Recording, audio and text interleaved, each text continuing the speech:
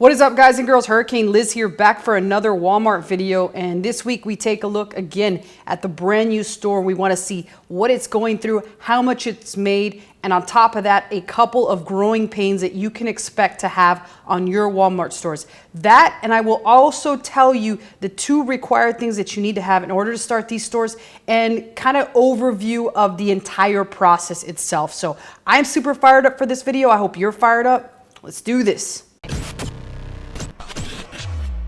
All right, so before I jump into this video, I just wanted to talk about the fact that my email address is below in the description box in case you want to talk about how you can do this store for yourself and or how you can have one done for you. Now, just feel free to reach out. I'll be more than happy to be in touch. Let's get to talking about this store. All right, so without further ado, let's just look at this particular store and see what's going on. And then we'll also do some numbers on this and take a look at what ideally this would take from a logistical perspective if you were going to do this from the comfort of your own home, right? So we can see that in the last 7 days, this store has done $54.11 160 units sold with 150 orders. So what that basically means is some people took multiple items, right? $33.82 per unit. And you notice that there was a record-breaking day right over here, 1709.69. I do believe that there was a day right before that that was also pretty good.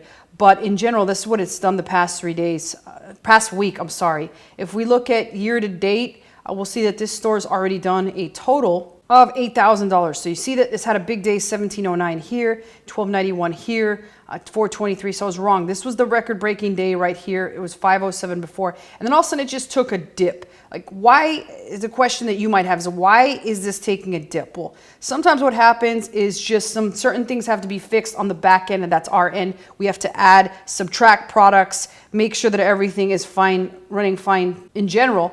And when you take products off and you have no products running, what will happen is you will get returns. So all those returns might get hit at once. In this case, it could have been one big return that was brought the store to a total of negative 212. However, it's going to bounce back. But again, there will be some days where nothing's happening at all. And as a result, that's when you get returns hit the store. Everything just hits at the right time, or one big return, and then boom, you're back at negative. So it looks like your store was doing good and then all of a sudden took a nosedive. But the reality is it's just the standard growing pains of any store that you start, whether it be Walmart or Amazon, drop shipping or not, private label, any of that stuff. Something's going to happen to where if you're doing private label, all of a sudden you run out of product and then people return the item. Well, of course, you're going to be at a negative instead of a positive. It's just what happens. So that's what happened here. And I do predict that today, and if we look at today and what's going on thus far, that it will bounce back today. And there are probably already orders on here. Right here, 10 orders already. So 10 orders, we can make the assumption that those orders are going to combine for quite a decent amount. So on average, it does look like, if we go back to what we saw, 160 units, let's do the math on that. 160 units sold divided by 7 days, an average of 22.85 units per day. So like, we'll say 23 items. So let's think about this. I said that you're going to learn the two things that you absolutely need in order to start this store yourself. The first should be clear as day. You're going to need a Walmart store. And I've talked about that in other videos. If you don't have a Walmart store, I do encourage you to try and get one. If you got an LLC that's open prior to 2021, do it. Just try it out, see what happens. There is a pretty decent chance that you could get approved. I've seen it from a lot of people that are brand new, where they just immediately get accepted. Boom, they have a store and they're ready to go, and it's what's next, right? The second biggest thing that you need is you need to have an address where you can receive items. I'm not talking about a high rise. I live in a high rise, and there's no freaking way I could accept packages and then expect my building not to be pretty ticked off that that's happening. So you have to live at a residence, or you have to have access to a warehouse that will be able to collect the items for you, repackage them, and ship them out. To ship them out, you can clearly take them in your vehicle, and or you can call the UPS man and pay UPS to pick things up themselves. But again, you're going to need to have an address that allows you to collect those packages. That's what you need. So let's talk about a couple other things that you do have to consider in the overview of how this is done. In the coming weeks, I will be demonstrating some of the software that we do use to run ours. But what you're going to need is still a process for finding the right products to put. It's really no different than the process used to find standard products for drop shipping, with one key difference. And this is a thing that you'll want to make sure that you consider in all products that you select to go on your house. And that is the cost for you to ship the item itself. So the process is, obviously, you're going to order this from Amazon. It's going to go to the intermediary address, whether it be a warehouse and or your home, and then you're going to repackage it and ship it off to the final destination, which is the Walmart customer. That whole process right there, from the warehouse or your house to the customer, you're going to have to pay out of your pocket. But technically, if you build this in within the margins that you look for, this is an expense that has already been taken care of by the customer from Walmart. You want to make sure that you have products that have plenty of margin. So I would start with on or around the 40% mark and only look for products that go above that in terms of margin. And then until you get the handle of what each product is going to cost you to repackage and ship out, then you can start playing with those numbers and either going below the 40 or adjusting it and going higher. And now this might mean having to break even for a month until you understand and figure out the whole process. And remember, again, going back to that magic number we talked about, which was 23.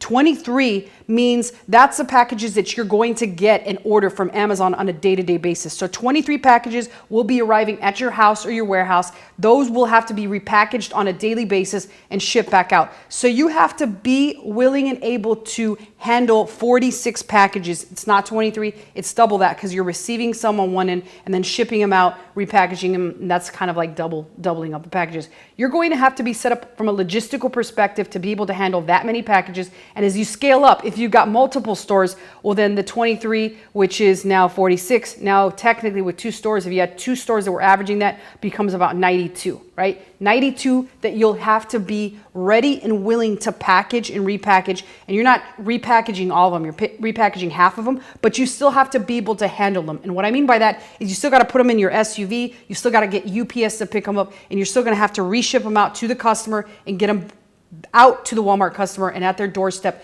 in a timely manner. So what is that timely manner? Usually like to give ourselves about 7 days. So that means we got to order them immediately on Amazon. It takes about 2-3 days maximum for Amazon to send them. And then you've got about 4 to 5 days to get them processed at your warehouse and shipped out and arrive at the customer's doorstep within those 4 to 5 days in order to fall under the Walmart guidelines. And you can change those settings that you have on your Walmart store in order to do something like that. So that's kind of a quick rundown of how the process should go from a sourcing perspective. Everything else is pretty much the same old shit we do on the other stores. It's customer service. It's finding the best possible shipping cost for ourselves to send that package to the customer. And it's just making sure that we enter shipping and tracking numbers and then continually sourcing brand new products, making sure that those products are still in stock at Amazon and if not removed from the store, repricing if needed. And then lastly, make sure that our accounting is on point and we make credit or take credit for refunds and crediting the refunds to our bottom line, making sure those are taken care of, and just accounting wise, some things that we have to do on those ends. So that's pretty much it. That's a whole wrap up of how we do this and a quick update on the brand new store, which I'll update once a week, and or I probably next week will go back to the older stores and show you how those are coming along. Being it's Q4 and all, I don't really see these stores growing a tremendous amount, and that's primarily because of the fact that in order to handle a lot of these, you're going to need a lot of manpower, and that manpower is kind of already set in stone. So you're going to see a little pickup in sales, but you might see not as great a pickup as you normally would, just because, like I said, this requires a lot of manpower. It's almost impossible to predict that manpower until you've actually gone through one season alone. But you're still going to see steady, slow stream of sales. It's constant. This is like the tortoise in the hare. We are the tortoise, and we're looking for the long run. So that's basically it. Any questions or comments, post them below. My email address is also below in case you want to discuss how to either do this for yourself or get a fully automated method to be done for you. And that's pretty much a wrap.